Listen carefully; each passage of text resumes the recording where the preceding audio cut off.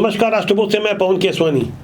छत्तीसगढ़ के तोमर बंधुओं के विरुद्ध आखिर बुलडोजर एक्शन क्यों नहीं हो रहा है, ये बातें तेजी से सोशल मीडिया में उठ रही है। मीडिया भी इससे काफ़ी तुल दे रहा है। यहाँ गहराई से समझना होगा कि आखिर तोमर बंधुओं में ऐसी क्या बात है जो लंबे समय तक उनके विरुद्ध कार्रवाई नहीं हो रही है। वीरेंद्र तोमर और रोहित तोमर के बारे में जो नई जानकारी आई है वो उत्तर प्रदेश के सुल्तानपुर में छिपे हुए हैं। सूदखोरी का धंधा करने वाले तोमर बंधुओं ने खुद के बचाव के लिए अपने राजनीतिक संबंधों को भी काफ़ी मजबूत कर रखा था। 2016 के बाद से उन्होंने धीरे धीरे जिस तरह से तरक्की की, उनके बारे में ढेर सारी जानकारियां आई कि उन्होंने किस तरह से अपनों को ही नहीं छोड़ा। अब जब सब कुछ उनके बारे में पता चली गया है तो उनकी नपाई तो होनी थी, उस आलीशान बंगले की नपाई होनी थी, बाहरी बाउंड्री की और निर्माण के ओरिजिनल नक्शे की। उसके बाद बुलडोजर अब और तब, इसे लेकर महापौर मीनल चौबे पर भी दबाव है, भारतीय जनता पार्टी की मौजूदा सरकार पर भी दबाव है। मंत्री टंकराम वर्मा के साथ वीरेंद्र तोमर की जो एक तस्वीर को वायरल किया जा रहा है, कांग्रेस की ओर से लगातार इस बात को बताने की कोशिश की जा रही है कि वीरेंद्र तोमर के संबंध भाजपा से थे। लेकिन गहराई से ये समझना होगा कि जिस वक्त भूपेश बघेल की 5 साल तक सरकार थी, 2018 से लेकर 2023 तक, यही वो दौर था जब सबसे ज्यादा तरक्की तोमर बंधुओं ने की। तोमर बंधुओं ने सूदखोरी के धंधे को व्यापक पैमाने पर फैलाया। 35% तक ब्याज वसूलने वाले, खुलकर गुंडागर्दी करने वाले इन तोमर बंधुओं के ऊपर तमाम जो तोहमतें लग रही है, उनके बारे में गहराई से समझना होगा कि आखिर अपने बचाव के लिए वो किस तरह से नेपाल निकल जाना चाहते हैं, अपनी गिरफ्तारियां देना चाहते हैं। अंदर खाने की बात ये पता चली है, उत्तर प्रदेश में किसी पुराने मामले में वो गिरफ्तारी देकर कानूनी उपचार चाहेंगे। छत्तीसगढ़ फिलहाल नहीं आना चाहते। इन दोनों के विरुद्ध अलग अलग थानों में हत्या, ब्लैकमेलिंग, धोखाधड़ी, गुंडागिर्दी, जबरन वसूली जैसे कई अपराध दर्ज हैं। लेकिन जब किसी भी मामले में उनकी गिरफ्तारी नहीं हुई तो उंगलियां तो उठनी थी। फेसबुक और इंस्टाग्राम से फोटो निकाले गए, उनकी मोटी मोटी सोने की चैन वाली तस्वीरें लगाई गई, बताने की कोशिश की गई कि इन्होंने कितने पैसे का प्रदर्शन किया, पैसे कहां से लेके आए थे, किन किन नेताओं से, किन किन विधायकों के साथ इनके पोस्टर थे।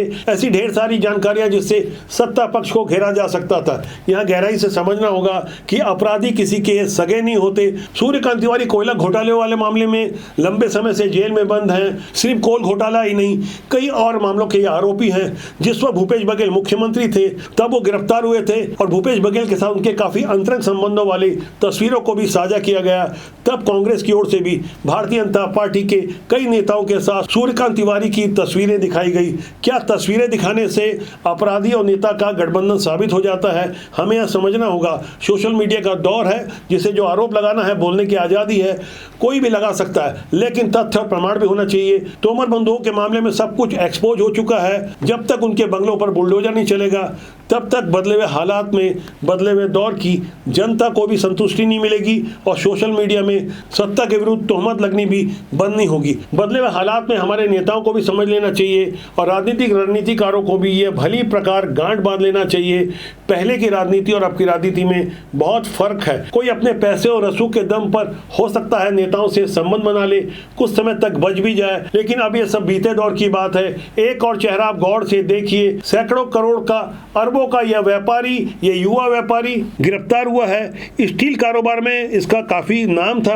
अमन अग्रवाल, उम्र 32 साल। इसके ऊपर आरोप है कि इसने 26 करोड़ का इनपुट टैक्स क्रेडिट लिया है। जीएसटी विभाग के ज्वाइंट कमिश्नर नरेंद्र वर्मा के अनुसार 2023-24, 2024-25 और 2025-26 में इसने 262 करोड़ की खरीदी बिक्री बोगस फर्मों के माध्यम से की है। बोगस और फर्जी तरीके से इनपुट टैक्स क्रेडिट लेने वाला अमन अग्रवाल कहने को तो स्क्रैप और स्टील का कारोबारी था, लेकिन इसके भी संबंध, इसके परिवार के संबंध बड़े बड़े राजनेताओं से थे। इसलिए लंबे समय से यह बसता रहा।